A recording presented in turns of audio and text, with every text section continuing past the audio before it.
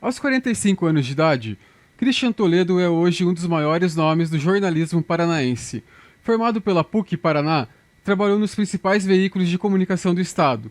Como comentarista, participou de momentos históricos, transmitindo jogos a nível de excelência para todo o Brasil. Apresentador do Globo Esporte, por muito tempo ele esteve presente durante o nosso momento de almoço, para contar sempre de bom humor parte da história de Atlético, Curitiba e Paraná. E hoje ele está aqui, é uma honra receber você aqui.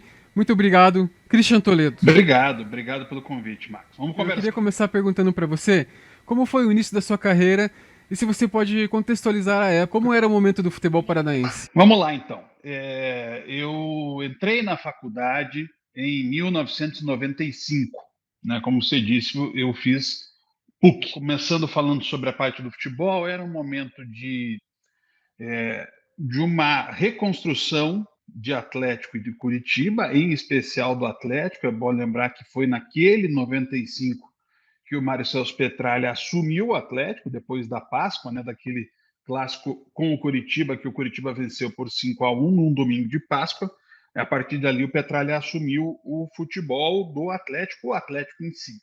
O Curitiba também teve uma mudança àquela época, quando foi o último ano do Evangelino da Costa Neves na presidência do Curitiba, e aí, se você for avaliar, de 68 a 95, o Evangelino esteve no comando 80% do período do Curitiba, tirando 2 ou 3 períodos em que ele não foi o presidente, e assumiram 3 empresários, grandes empresários de Curitiba, né, o Edson Mauad, o Joel Malucelli e o Sérgio Prosdóximo.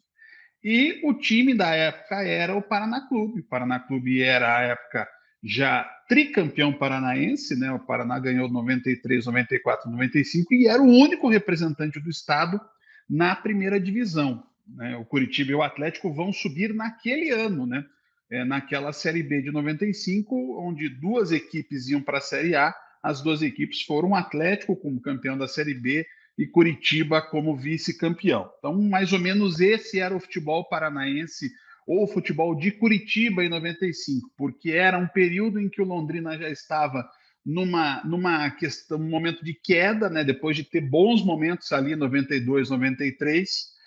O Operário, que tinha quase subido para a Série A do Brasileiro em 90, também já vivia um período já de mais dificuldades, e outros clubes tradicionais do estado, né, como o Cascavel, como o Maringá, também tinham seus períodos de dificuldade. Era um momento em que o futebol estava muito centralizado aqui em Curitiba e com o Irati talvez sendo a principal força fora da capital. Eu fiz faculdade porque sempre quis trabalhar com esporte e com jornalismo. Desde que me conheço por gente, eu quero ser jornalista esportivo. Nunca fui uma pessoa, digamos assim, dotada de coordenação motora suficiente para a prática de esportes, mas eu me lembro de sempre querer trabalhar com comunicação, com jornalismo e especificamente com futebol.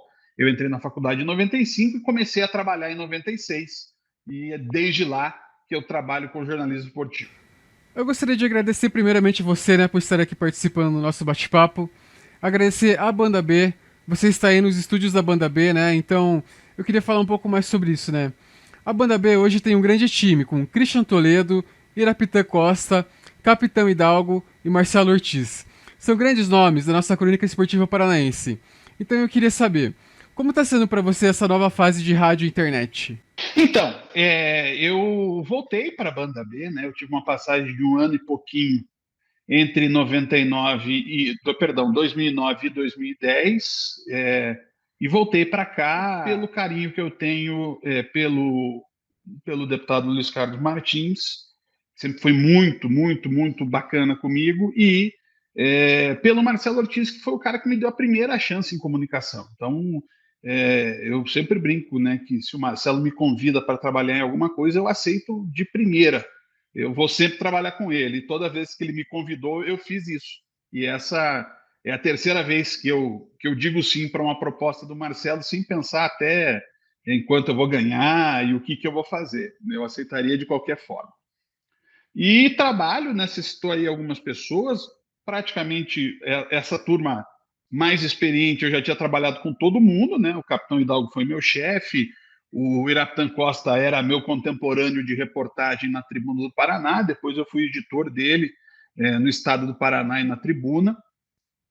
Fui coordenador também da Tribuna por um tempo, e ele era repórter, para mim sempre um dos melhores repórteres que o jornalismo paranaense teve, não só no esporte, hoje no comentário, o Osmar Antônio, que apresenta os programas, o Mário Neto, então toda essa turma da antiga eu já tinha trabalhado junto, à exceção do Eduardo Vieira. E os meninos que estão aqui, o Luca, o Jonathan, o João Guilherme, que são os meninos que fazem o serviço pesado, né, da cobertura diária, da produção, junto com o Anderson Luiz.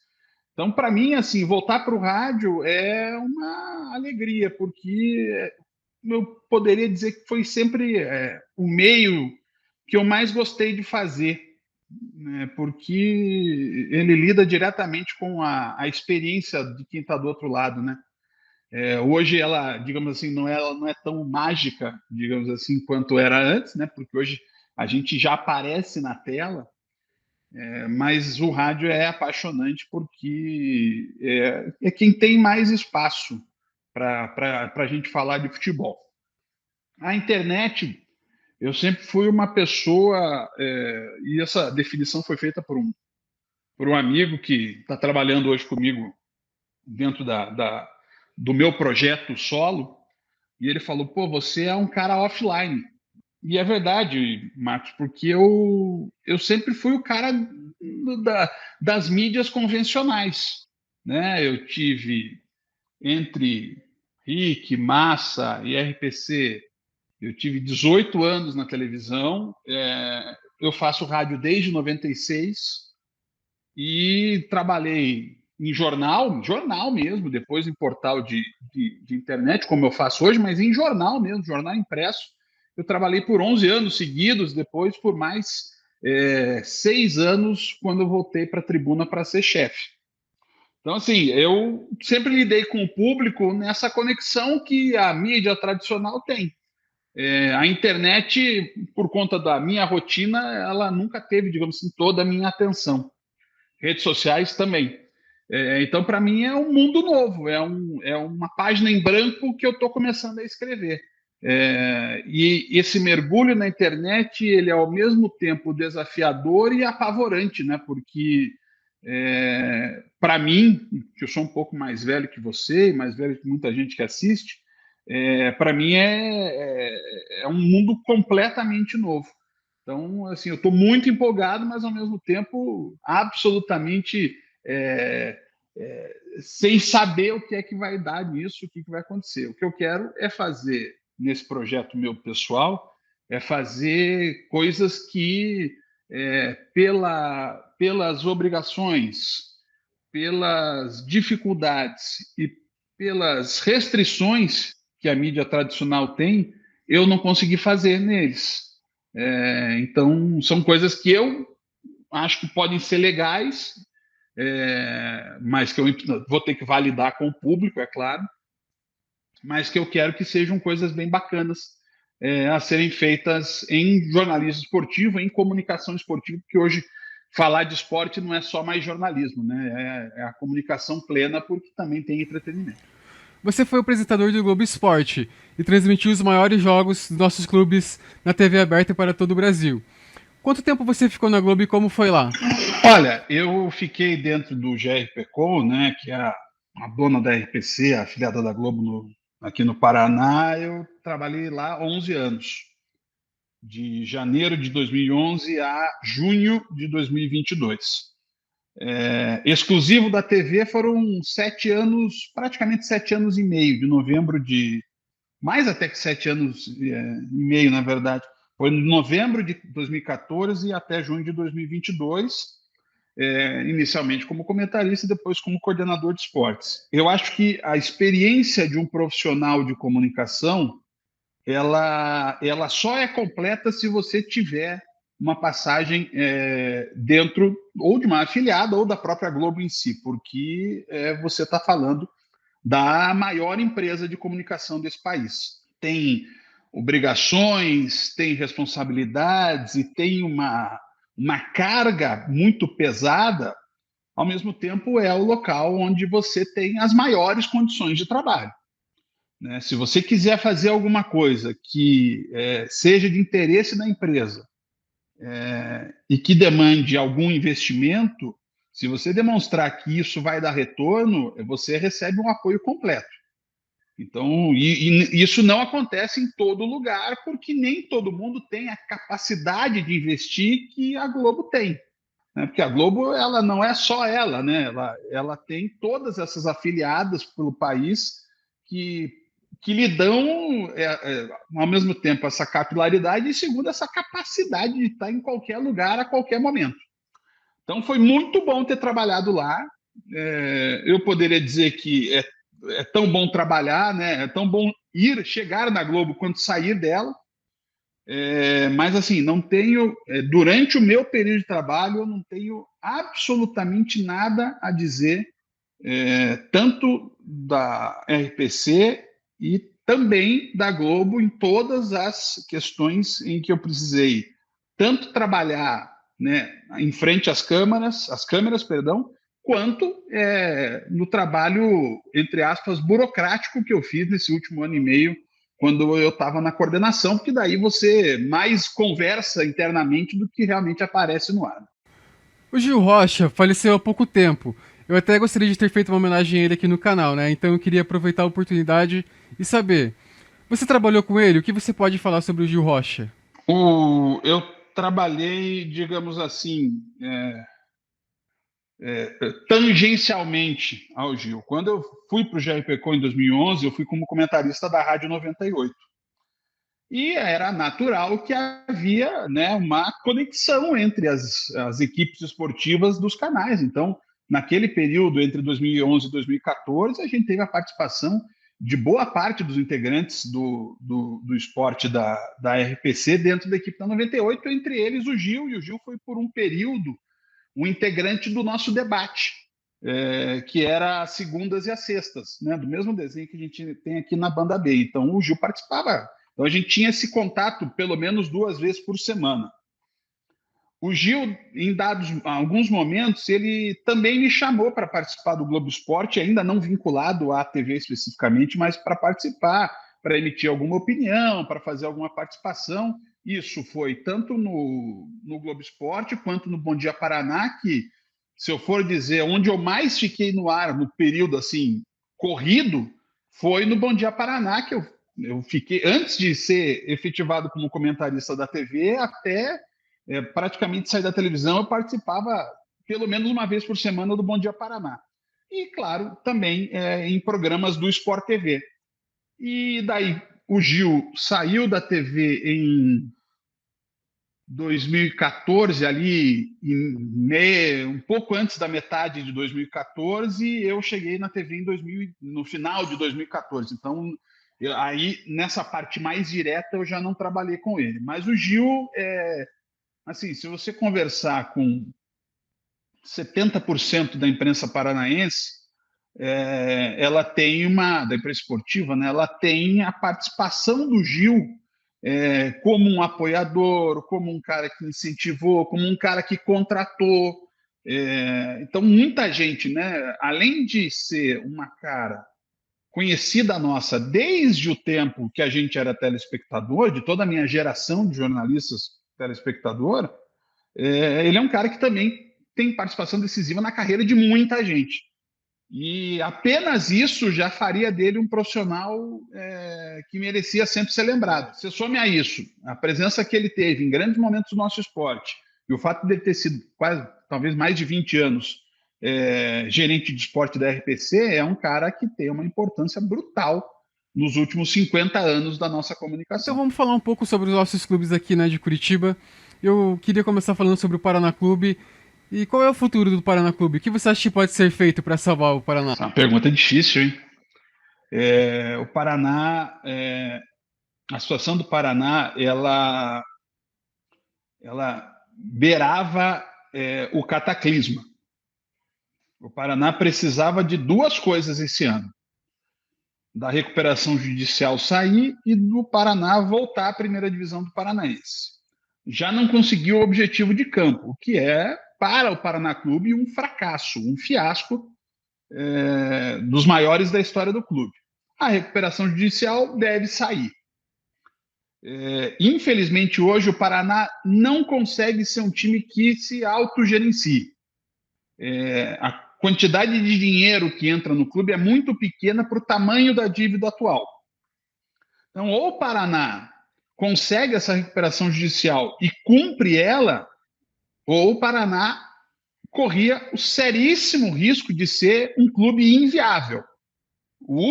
A última avaliação da auditora independente em relação ao balanço do Paraná Clube era essa, de que o Paraná estava caminhando para ser um clube inviável. Então, assim, hoje, o que tem acontecido? O Paraná precisa ter a aprovação da justiça dessa RJ, recuperação judicial, e a partir daí, dentro do atual contexto do Paraná, o investidor que entrará na SAF do Paraná, ele vai investir, e a gente precisa ser sincero e infelizmente realista nisso, ele vai investir para ter o patrimônio do Paraná. Mas aí eu espero que o Paraná amarre bem esse contrato para que consiga fazer com que, mesmo que esse investidor venha apenas interessado no patrimônio do clube, e aí eu digo patrimônio físico, patrimônio de sedes, patrimônio de áreas onde ele possa investir, mas que isso tenha uma reversão mínima para o futebol, para que o Paraná consiga retomar o seu projeto base, que é o futebol. Mas é assustador pensar que, com tudo dando perfeitamente certo, Marcos, para o Paraná Clube, o Paraná só vai voltar para a primeira divisão em 2029. Isso se tudo der certo. Né? Não estamos falando, se der ali um tropeço, não. Estamos falando de se tudo der certo. O Paraná voltar para a primeira divisão estadual, só em 2025, aí disputar um campeonato estadual para conseguir uma vaga na Série D em 2026, para subir para uma Série C em 2027, para subir para uma Série B em 2028, para subir para a Série A em 2029. Então, o Paraná não tem plano de curto prazo, apenas a volta à primeira divisão estadual. De resto, é um projeto de longo prazo e que não pode ter erro, porque senão o Paraná pode, infelizmente, corre o risco de não ser mais viável como clube. O Coritiba está um pouco atrás. Você acha que agora com a SAF ele pode alcançar o rival? Vencer a Libertadores para o Coritiba é possível ou é sonhar demais? Possível sempre é. Possível sempre é. Mas eu acho que o Coritiba não tem que ter como foco inicial pensar em se igualar ou superar o Atlético. O Coritiba precisa, antes de mais nada, se estruturar como um clube empresa. E o primeiro ponto dessa estabilidade passa pelo campo. Né? Por isso que, para essa SAF que administra o Coritiba, é fundamental permanecer na primeira divisão nesse ano. Porque isso dá, pelo menos, uma garantia de solidez de calendário para a sequência. E, a partir disso, o Coritiba tem que fazer um trabalho com poucos percalços, acertando mais do que errando, para que, passo a passo, o Coritiba esteja, como prevê o projeto da SAF, lá por 2030, numa estrutura que o torne autossustentável e, sim, aí sim, lutando pelo protagonismo no continente. Pode acontecer antes? Pode. Óbvio que pode. Né? Você perguntou sobre a Libertadores. A Libertadores, querendo ou não, é um campeonato de formulismo. Se você fizer uma boa primeira fase e depois ali arrancando um empatezinho aqui, empatezinho ali, ganhando nos pênaltis, você pode chegar a uma final de competição, como o Olímpia, quando ganhou do São Caetano, chegou. Sabe? Como o Independente Del Valle chegou. Sabe? Como times que, em tese, não são tão fortes como as potências do continente, Palmeiras, Flamengo, River Plate e Boca Juniors, chegaram. Sabe? O Atlético de 2023 está mais pronto para ser finalista da Libertadores do que o Atlético de 2022. E pode ser que não chegue, porque o futebol é assim. Agora, tudo passa por uma solidez dentro do Campeonato Brasileiro. E isso precisa acontecer. Ainda mais porque é fundamental estar na Série A em 2025, quando muda toda a estrutura da venda dos direitos de transmissão. Então, é possível? Sim. Ganhar a Libertadores pode acontecer? Pode. Mas o Coritiba tem que ter pés bem no chão. Os pés bem no chão, para passo a passo conquistar. Se der um salto, tanto melhor. Mas passo a passo as coisas vão acontecer. E o futuro do Atlético Paranaense? O que vai acontecer com o clube quando não tiver mais o Petralha?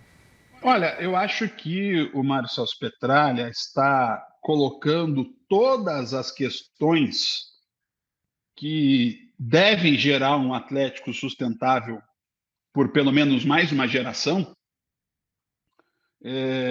a partir, né, já está fazendo isso há algum tempo, né? A construção dessa arena atual, né? O posicionamento firme contra a forma como são vendidos os direitos de transmissão dos campeonatos, o acordo feito pela Arena, o naming rights vendido agora para a Liga. Falta apenas a SAF.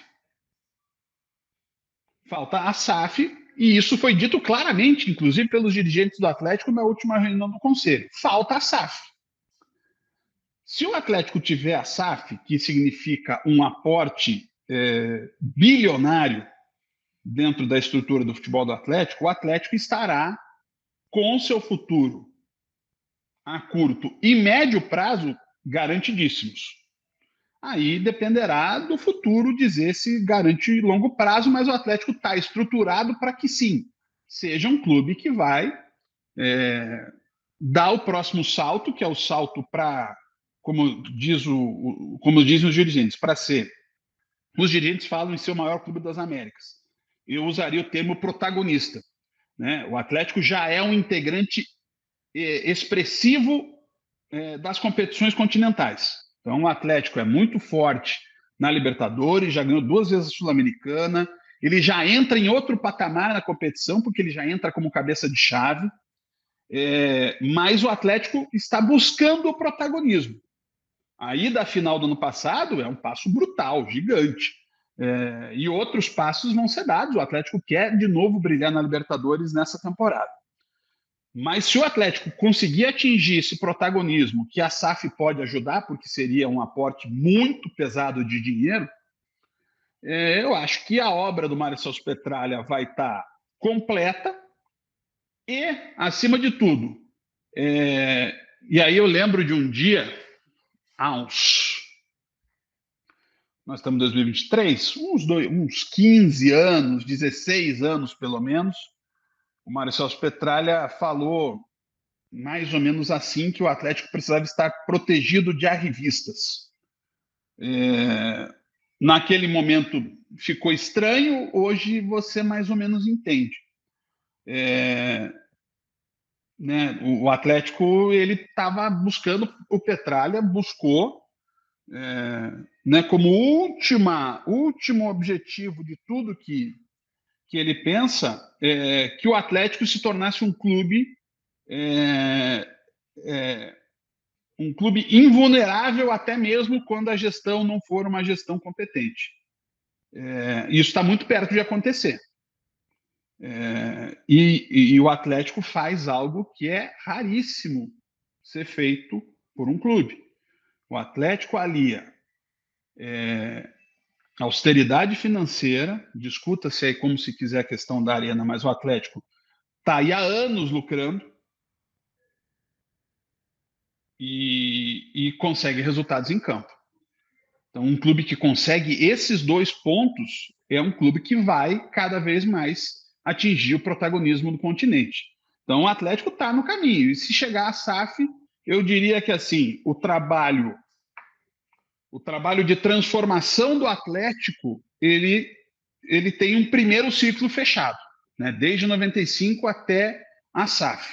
Aí é um outro ciclo, que pode ser um ciclo de conquistas, de protagonismo real do Atlético no cenário internacional. Hoje o Atlético já é um clube pesado no continente.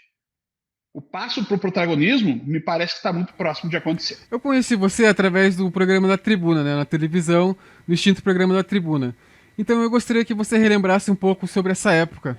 Bem, o Tribuna, eu fiquei no Tribuna de 2004 até 2008 na Massa, e daí de 2009 e 2010 na RIC.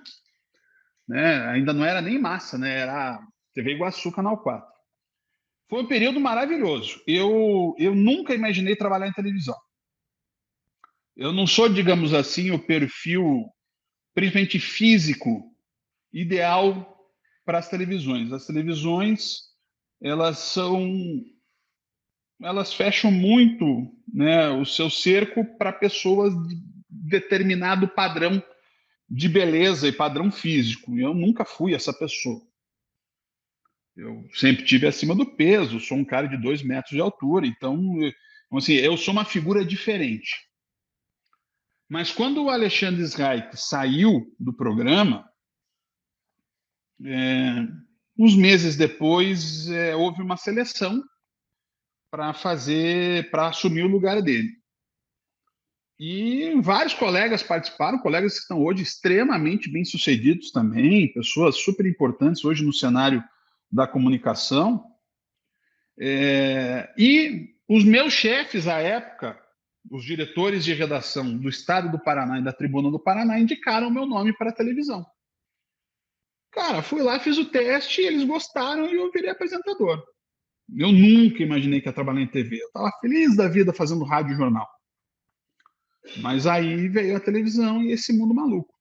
O programa era muito legal de fazer.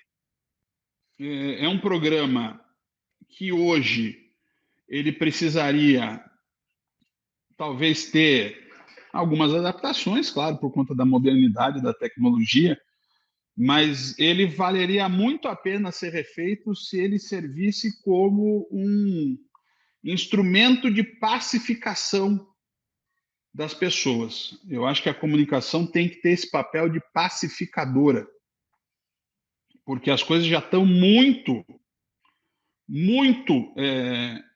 combativas, e aí combativas eu uso no pior sentido dessa palavra. Hoje as pessoas se odeiam, né? As pessoas não aceitam o contraditório, as pessoas não aceitam o outro lado, as pessoas não aceitam quem é diferente, as pessoas são muito preconceituosas. E a gente conseguiu fazer daquela rivalidade dos meninos, por consequência dos clubes, algo que fosse divertido. Eu acho que a gente já sofre tanto com o futebol, sofre tanto com a vida, sofre tanto com a rotina, sofre tanto com o dia a dia, sofre tanto com conta para pagar, com a economia, com a violência, com a falta de segurança, com o risco que as nossas crianças têm em qualquer lugar. Não pode ser o futebol um lugar onde se usa uma gravata e se fala apenas de forma séria. Não, o futebol tem que ser divertido, tem que ser animado.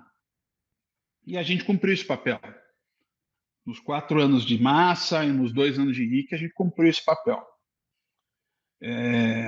E eu fiquei muito feliz, eu fico muito feliz porque até hoje as pessoas lembram de um programa que terminou há 14 anos, 13 anos, desculpa. Há 13, 12 diria até, porque ele saiu do ar ali início de 2011, mas eu já não estava apresentando porque eu já estava no GRPcom. Então, assim, foi um programa espetacular, né? Televisão no Paraná tem 63 anos, a gente fez parte 6 anos dessa história e marcou, então, assim, é um orgulho tremendo ter feito parte daquele programa e ter levado diversão para o pessoal. Até hoje, você acabou de falar isso, as pessoas lembrarem daquele programa que fez algumas coisas que depois viraram moda, mas que ninguém lembra de citar o Tribuna como um programa que já tinha cometido algumas maluquices que depois viraram moda. Na fase. Chegou a hora. Fizemos uma aposta na quarta-feira que quem perdesse o clássico levaria uma torta na cara com o símbolo do clube. Eu pediria porque vocês viessem. Não, à frente não, você vai subir agora nessa reta final do Campeonato Paranaense. Se num jogo da segunda fase houve aposta e o Sérgio ficou com a cara Eu queria agradecer você, né, por ter participado aqui do nosso bate-papo. Eu queria saber do Christian Toledo. O canal Mais Que um Esporte tem a bênção do Christian Toledo para falar sobre o Coritiba, o Paraná e o Atlético Paranaense? Não, quem sou eu para abençoar o canal? Que é isso? Eu torço muito para que funcione. Eu acho que a gente precisa de espaços para falar do nosso futebol, por conta de diversas situações que, acho que, assim, depois que você está lá dentro, você as entende, sabe? Mas por conta de várias situações, é muito difícil a gente fazer, marcar a nossa presença para a mídia nacional, porque você lida contra clubes que têm, sei lá, 20, 30, 40 milhões de torcedores, então é difícil você lidar com isso. Então a gente precisa que canais nossos sejam valorizados. E mais ainda, Marcos, canais que sejam de todo o nosso futebol. Eu acho muito válido você ter as experiências dos torcedores, dos clubes, mas elas não invalidam o trabalho de quem é, digamos assim, generalista.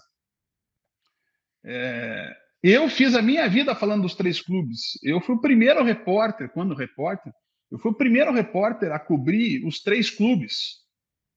Sabe? Não havia isso ainda. Até os anos 2000. Não havia essa situação de você ser setorista de um clube, depois ser setorista do outro clube, e depois ser setorista do terceiro. Sabe? Eu fui o primeiro. Então, eu fiz a minha carreira graças ao meu trabalho, claro, mas também aos times. E a gente torce, por mais que as pessoas não consigam compreender às vezes, a gente precisa do sucesso dos clubes. Você falou aí de transmissões históricas, eu só participei dessas transmissões históricas porque os times tiveram feitos históricos. Agora, isso não é uma salvaguarda para que não haja crítica. E é essa a minha tarefa, é esse o meu papel, de ser um analista, né? Eu me considero mais um analista até do que um opinador, sabe? A opinião ela é inerente, mas assim, eu trabalho analisando fatos e tentando construir com eles tendências que vão acontecer. E isso eu quero continuar fazendo até o fim da minha carreira com o Atlético, com o Coritiba e com o Paraná Clube. Muito obrigado pelo convite, espero que você tenha grande sucesso. Sei que você já conversou com alguns outros profissionais também históricos da nossa comunicação. Faça esse trabalho, assim, espaço tem para todo mundo. Para todo mundo que tem capacidade, sempre tem espaço. E a internet dá ainda mais espaço. A internet é um gigantesco papel onde todo mundo tem o direito de escrever o seu pedacinho. Para encontrar o Christian Toledo hoje, nas redes sociais do Christian Toledo, na Rádio Banda B e no canal do YouTube Christian Toledo. O canal é Christian Toledo 1 no YouTube, mas é só pesquisar o meu nome, né, sem H. É só pesquisar o meu nome no YouTube que já chega no canal. E as redes sociais. No Instagram é christian.toledo.77. No Facebook é só procurar o nome, né? E no Twitter é blog do Christian 1. Que era a minha ideia inicial quando comecei esse projeto novo, e agora ele, na verdade, ele se adapta à realidade, passa a ser mais um canal de vídeos, de áudio, e menos de texto, apesar de eu adorar escrever, mas a realidade é outra completamente diferente. Muito obrigado mesmo pelo convite. Muito obrigado você, Christian Toledo. Eu espero que vocês tenham gostado. Deixem o seu like. A gente se vê nos próximos vídeos. E é isso aí. Dá um tchauzinho aí, Christian. Valeu. Valeu, pessoal. Até a próxima.